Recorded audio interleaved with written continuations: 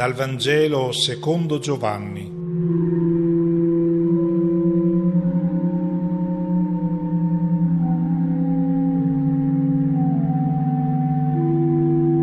Una buona Pasqua a tutti. Il brano evangelico che la liturgia oggi ci propone sembra poco in sintonia con il tempo pasquale che stiamo vivendo. Ci riporta infatti nel cenacolo durante l'ultima cena, nel momento in cui Giuda esce per andare a consegnare il maestro ai sommi sacerdoti. Noi ci saremmo aspettati un'altra manifestazione del risorto ai discepoli, invece siamo riportati nel cenacolo. Per quale ragione? Perché durante quell'ultima cena Gesù ha pronunciato un lungo discorso che ci è riferito dall'Evangelista Giovanni in ben 4 capitoli. E è importante perché sono le ultime parole del Maestro, le più sacre, per cui noi ci accosteremo a questo testo con emozione, con trepidazione. Tutti i grandi personaggi dell'Antico Testamento, prima di morire, hanno fatto un discorso in cui richiamavano l'intera opera da loro svolta, facevano raccomandazioni, promesse, davano la loro benedizione. Ricordiamo Mosè, Samuele, Davide, Giacobbe che prima di morire chiama tutti i suoi figli attorno al letto e per ognuno riserva una benedizione. Ecco, Gesù si comporta come questi grandi personaggi dell'Antico Testamento. Sa che gli restano poche ore di vita e sente il bisogno di dettare le sue ultime volontà. È il suo testamento. Quel testamento che viene aperto nel tempo pasquale, perché i testamenti vengono aperti quando la persona cara ci ha lasciato. Accostiamoci allora con emozione, con trepidazione a questo testo, perché Gesù, prima di lasciarci, ha voluto porre davanti ai nostri occhi tutta la sua storia d'amore, tutta la sua vita donata. Quando Giuda fu uscito, Gesù disse: «Ora il Figlio dell'uomo è stato glorificato e Dio è stato glorificato in Lui. Se Dio è stato glorificato in Lui, anche Dio lo glorificherà da parte sua e lo glorificherà subito». Abbiamo sentito ripetere per ben 5 volte il verbo glorificare. Ci ha forse anche stancato un po' questa ripetizione e poi non ci sembra il momento più adatto per parlare di gloria, di glorificazione. È un verbo che sembra fuori luogo perché è un momento drammatico della vita di Gesù, non è il momento della gloria. Vediamo in che contesto Gesù presenta questo momento che sta vivendo come un'opportunità di gloria. Giuda è uscito, è stato come inghiottito dalle tenebre, lo nota l'Evangelista Giovanni, quando esce era notte. Si è lasciato coinvolgere dalla tenebra del mondo, non si è lasciato coinvolgere dalla luce del Maestro, quella del mondo nuovo. La proposta di Gesù per lui è stata inaccettabile, anzi pericolosa, perché ha visto in Gesù colui che sovvertiva l'ordine sociale, politico, religioso. Gesù predicava un Dio che non era quello predicato dai rabbini, il Dio giustiziere, e a lui questo Dio non garbava.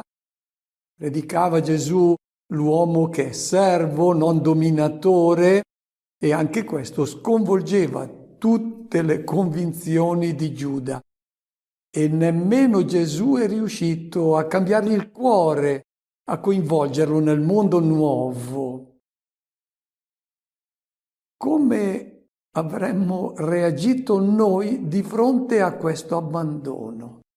di una persona che abbiamo amato, per la quale ci siamo impegnati per ottenere un cambiamento che sarebbe stato il cambiamento che avrebbe salvato la vita di questa persona. Gesù l'ha certo sentito questo momento come un fallimento della sua opera, non era riuscito a coinvolgere Giuda nei suoi disegni e poi anche gli altri discepoli non è che fossero così convinti e così decisi a dare la vita per il Maestro.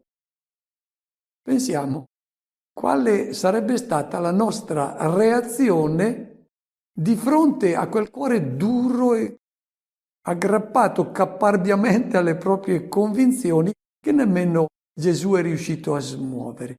Come avremmo reagito noi in quel momento in cui Giuda, che abbiamo amato, se n'è andato?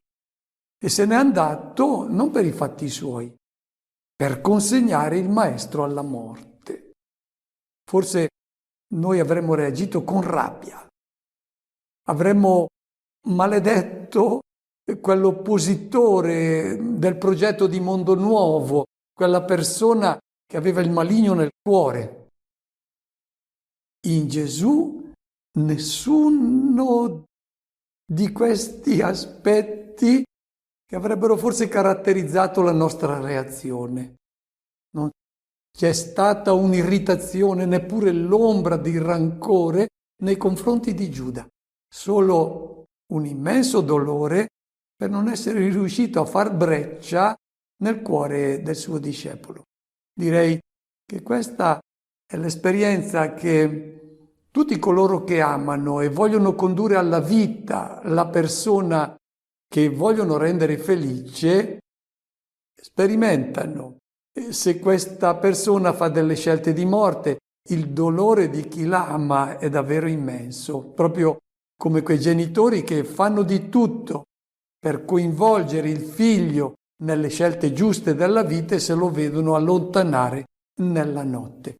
Gesù ha provato un immenso dolore, ma nessun rancore, nessuna irritazione, nessuna parola contro Giuda. È in questo contesto che Gesù dà ai discepoli il suo comandamento nuovo. Ci saremmo aspettati parole risentite e rancorose. Dalla bocca di Gesù, proprio in questo momento, escono le più belle parole d'amore ed è il suo testamento. E lui lo può dare, questo testamento, perché sta dimostrando con la sua vita che pratica alla perfezione l'amore. Il messaggio direi che è molto attuale anche per noi, perché se ci impegniamo per costruire un mondo più giusto, più fraterno, noi ci imbatteremo, come è successo a Gesù, in migliaia di persone che per interesse o per ignoranza remano contro.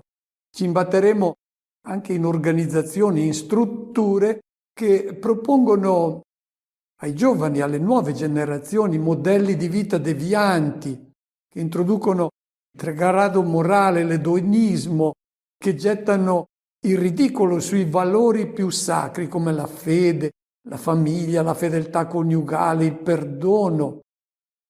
Che fare? Verrebbe la tentazione di maledire queste persone o queste istituzioni, perché si tratta di una moderna persecuzione. Il Maestro ci invita a reagire come ha fatto lui. Sono occasioni per mostrare il massimo dell'amore. L'amore a colui che ci fa del male, a colui che si oppone. Mostriamo di amarlo come Gesù ha amato Giuda. E adesso vengono quei verbi a cui ho già accennato. Glorificare. Mancano poche ore alla cattura di Gesù e alla sua condanna a morte. Per noi che siamo eredi del pensiero greco, la glorificazione è la celebrazione della nostra persona. Quando tutti ci applaudono, siamo glorificati. Quando diventiamo famosi, allora noi acquistiamo posizioni prestigiose, siamo felici. Questa è la nostra gloria. Direi, anche Gesù è stato tentato di diventare glorioso come erano gloriosi i magno di questo mondo. Maligno gliel'ha suggerito. Gli ha chiesto però, devi adorarmi, tu diventi certamente una persona gloriosa, ma devi seguire i miei consigli, devi accettare i miei suggerimenti e quindi non devi farti scrupoli, devi schiacciare i più deboli se è necessario, se c'è bisogno anche di mentire lo fai, diventi un grande personaggio, perché i grandi di questo mondo ottengono queste posizioni ascoltando i miei consigli, gli diceva il maligno. Gesù non ha seguito questa gloria, perché questa non è gloria, questa è vanagloria che poi nella storia di Dio, quella che rimane, viene spazzata via. Nella Bibbia, quando si parla di gloria, non si intende la fama che uno gode presso gli altri. Questa è vanagloria, che va e viene, secondo come spira il vento. La gloria che nessuno può toglierci, quella che considera gloria vera la Bibbia, è quella che conta agli occhi di Dio. Gloria in ebraico è kavod, che significa peso, e tutti desideriamo che la nostra presenza abbia peso, le nostre parole abbiano peso, siano onorate. Bene, la gloria, secondo la Bibbia, è una vita che non è pulla, è il seme di grano che pesa, che rimane, che dà vita. E Gesù dice: adesso per me è il momento della gloria. Che cosa intende dire con momento della gloria? Gloria è il momento in cui Lui può mostrare quel volto di Dio che è venuto a far vedere nel mondo. È venuto in questo mondo proprio per mostrare il vero volto di Dio.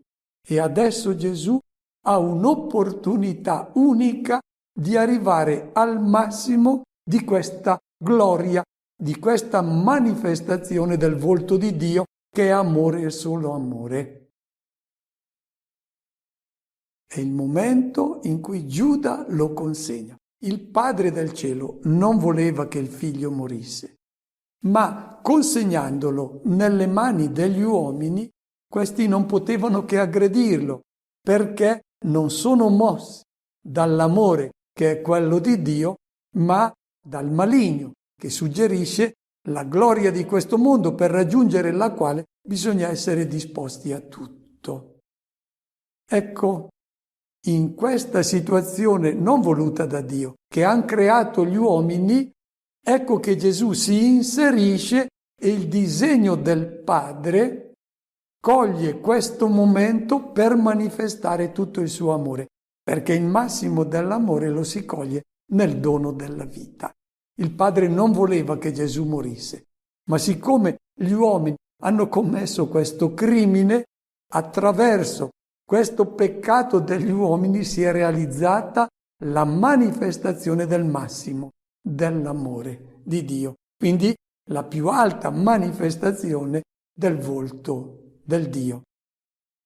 Gesù in questo momento sta dicendo: voi potete abbandonarmi, potete insultarmi, percuotermi, odiarmi e anche uccidermi, ma non riuscirete a farmi rinunciare all'amore incondizionato, perché questa è la mia identità di immagine perfetta di Dio. È la rivelazione di questa gloria che cancella il volto brutto di Dio che ci siamo inventati noi perché ci assomiglia e lo amiamo, e guai chi ce lo tocca questo Dio, ci arrabbiamo perché noi amiamo questo Dio che ci assomiglia. Gesù è venuto per smentire questo volto di Dio giustiziere che ti castiga se tu non gli obbedisci, se lo offendi. No, questo volto di Dio è stato definitivamente cancellato in questo momento glorioso di Gesù che dona la vita. Viene denunciata la falsità dell'immagine diabolica che gli uomini si sono fatti di Dio. Quell'immagine che ci fa diventare cattivi e infelici quando noi le vogliamo assomigliare. E adesso sentiamo che cosa Gesù ci lascia in eredità. Figlioli, ancora per poco sono con voi. Vi dono un comandamento nuovo, che vi amiate gli uni gli altri. Come io ho amato voi, così amatevi anche voi gli uni gli altri. Da questo tutti sapranno che siete miei discepoli, se avrete amore gli uni per gli altri. Figlioli, ancora un poco sono con voi. Gesù chiama i suoi discepoli e noi figliuoli. Termine greco è un diminutivo affettuoso, dice teknia, figliolini. I discepoli non sono figli di Gesù, sono fratelli di Gesù, ma in questo momento in cui Gesù presenta il suo testamento, chiama i discepoli figliolini. Il figlio è colui che deve riprodurre il volto del padre e in questo momento Gesù ci chiede questo, che nel mondo voi mi rendiate presente il mio volto come proposta di uomo per tutti. E quindi vi indico anche come potete assomigliare a me in modo da ripresentare la mia persona a tutti gli uomini. Ed ecco adesso il suo testamento. Che cosa ci lascia in eredità? Non certo delle proprietà, non le aveva. Gesù dice che non aveva nemmeno una pietra su cui posare il capo.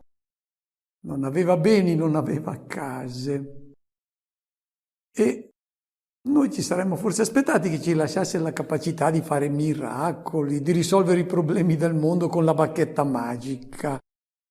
No, non ci ha lasciato questa capacità, o meglio, lui ce l'ha lasciata, la sua capacità di compiere prodigi, ed è quella capacità di annunciare la sua parola, perché chi aderisce alla sua parola, chi si fida di questa sua parola, vede una trasformazione prodigiosa del mondo e del cuore degli uomini. Che cosa ci lascia quindi in eredità? Vi dono un comandamento nuovo, che vi amiate gli uni gli altri. Ci lascia un comandamento. Non è una raccomandazione, un suggerimento. È un comandamento. E per noi questa parola non suona bene perché sa di imposizione e poi di punizione, di castigo di chi non obbedisce. No, nulla di tutto questo. Il comandamento non è qualcosa che rimane scritto fuori, come erano le 10 parole dell'Antico Testamento. Questo comandamento adesso dell'amore viene da dentro, perché Gesù è venuto a portare in questa creatura che è l'uomo una nuova identità, che nasce dal dono che lui fa della vita divina, la vita dell'Eterno, che non è un qualcosa di futuro che viene promesso ai buoni al termine di questa vita. No, questa vita dell'Eterno è donata oggi a ogni uomo e questa vita diventa un comandamento, un bisogno che viene da dentro di amare come il Padre del cielo che ci ha donato la sua stessa vita. Ed è un comandamento nuovo. Nuovo non per una formulazione che noi troviamo anche un po' simile nell'Antico Testamento, quando dice ama il prossimo tuo come te stesso, dice il libro del Levitico, che è il punto più alto a cui è arrivato l'Antico Testamento, ma anche tutti i saggi pagani hanno raccomandato questo amore al prossimo. Ricordiamo Seneca, Epiteto, Confucio, tutti questi grandi personaggi che hanno preceduto questo comandamento nuovo. Perché nuovo? Il nuovo non si oppone ad antico. L'antico è bello, più passa il tempo più ha valore. Ciò che è antico, ciò che è vecchio invece viene buttato via. Direi quello che ci è stato detto dal libro del Levitico, ama il prossimo tuo come te stesso, o ciò che ci ha detto la saggezza dei grandi personaggi dell'antichità. Non è roba vecchia, sono cose antiche e l'antico viene conservato perché ha un grande valore, ma non è definitivo, si adopera il nuovo.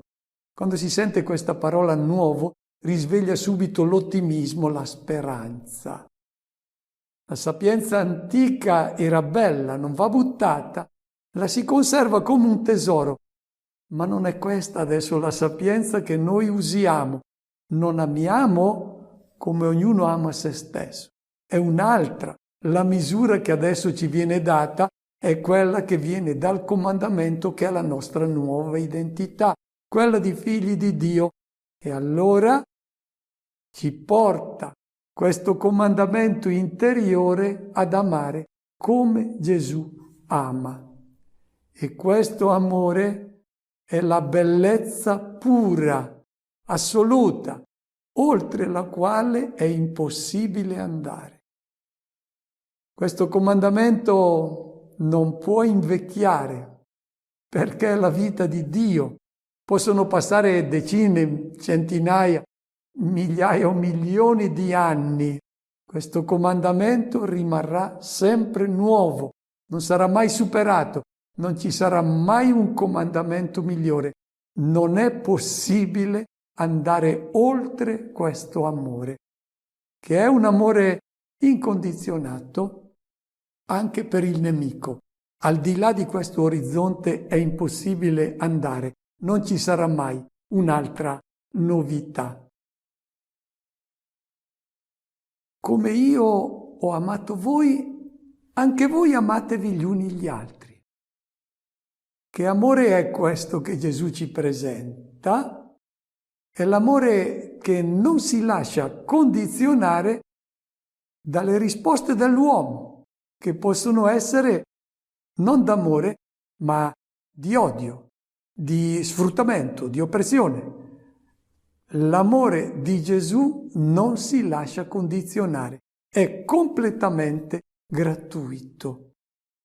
Ed è questo l'amore che il cristiano, il discepolo, deve testimoniare nel mondo. Testimonia la presenza di Gesù nel mondo attraverso il suo spirito, questa vita divina che ci ha portato. E dice: da questo tutti sapranno che siete miei discepoli, se avrete questo amore che io vi ho lasciato in eredità. Nella comunità dei discepoli Gesù ha lasciato un solo distintivo. Non sono le nostre preghiere, non sono le nostre devozioni, no. È l'amore. E la vocazione a cui è chiamato ogni cristiano è unica. Siamo chiamati ad amare, poi i contesti, le condizioni particolari in cui uno si trova per manifestare questo amore sono diverse, ma la vocazione a cui il cristiano è chiamato è unica. Amare come Gesù ha amato. Auguro a tutti una buona Pasqua e una buona settimana.